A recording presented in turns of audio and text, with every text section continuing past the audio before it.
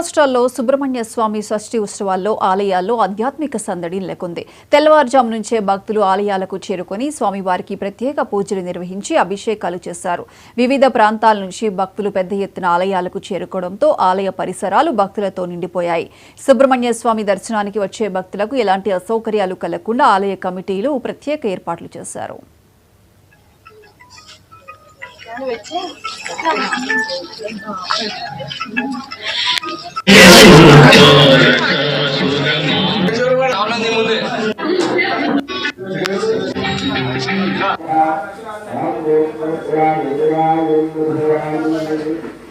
स्वस्तिर्मानुषेभ्यः ओर्ध्वन्यगातु भेषजं सन्नो हस्तद्विपदेः श्रेञ्जदुष्पदेः ओम्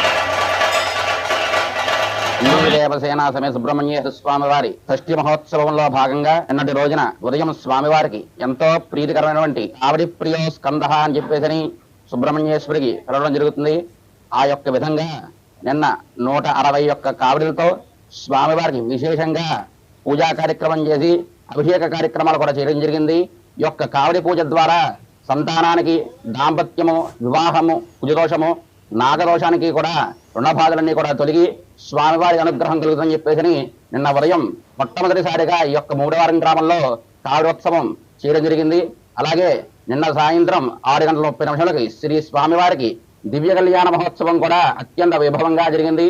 ఈ కళ్యాణానికి కూడా భక్తులందరూ కూడా అధిక సంఖ్యలో పాల్గొని స్వామివారి యొక్క కళ్యాణాన్ని తిలకించి మనసారా ధ్యానించి శ్రీ స్వామివారి యొక్క అనుగ్రహాన్ని పొందారు. అలాగే ఈ రోజు ఉదయం 2 గంటల నుండి కూడా భక్తులందరూ కూడా షష్ఠి మహోత్సవానికి ఇచ్చేసి స్వామివారిని దర్శించుకుని వాళ్ళ యొక్క మొక్కుబడులను కూడా తీర్చుకుంటూ ఉన్నారు. ఈ యొక్క విధంగా ఈ షష్ఠి మహోత్సవంలో భాగంగా ఉదయం 8:30 నుండి అన్న సమారాధన కార్యక్రమం జరుగుతుంది. వల్లి దేవసేన సమేత శ్రీ సుబ్రహ్మణ్యేశ్వర స్వామివారి ఆలయం వద్ద భక్తులు అధిక సంఖ్యలో వచ్చి ఈ అన్ని షష్ఠి మహోత్సవ కార్యక్రమాల దగ్గర నుంచి అన్ని కార్యక్రమాలకి అధిక సంఖ్యలో వచ్చే దేవాలయంగా ప్రసిద్ధి చెందింది. అలాగే ఇక్కడ 2020వ సంవత్సరం నుంచి అన్న సమారాధన కార్యక్రమం పెట్టడం జరిగింది. ఈ షష్ఠిని పురస్కరించుకుని ఈ సంవత్సరానికి 5వ వార్షికోత్సవం అన్న సమారాధనగా మేము ఈ కార్యక్రమాన్ని జరుపుతున్నాం.